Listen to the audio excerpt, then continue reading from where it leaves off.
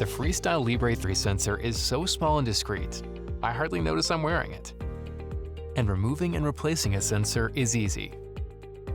You can wear a sensor for up to 14 days, and the app will tell you when it's time to replace it. To take off the used sensor, pull up the adhesive's edge and slowly peel it away in one motion. See the package insert for how to dispose of your sensor and applicator. To put on a new sensor, find a new site on the upper part of your opposite arm. Remember to rotate sites between applications.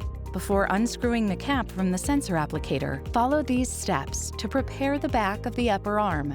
Wash the application site with plain soap and water. Wipe dry with a clean towel. Clean with an alcohol wipe and let air dry.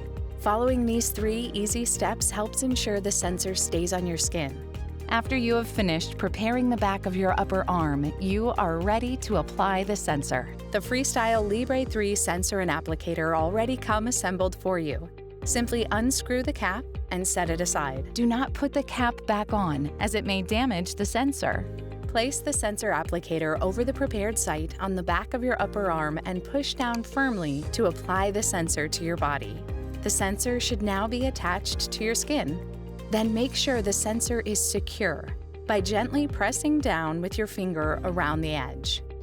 To start a new sensor, you'll need to scan it with your smartphone.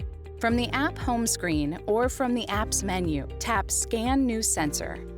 Your phone is now ready to scan the sensor to start it. Touch the sensor with the top of your phone slowly. Things like proximity, orientation, and phone cases can affect scanning. If needed, slowly move the phone around.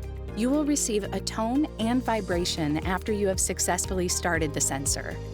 It's that easy.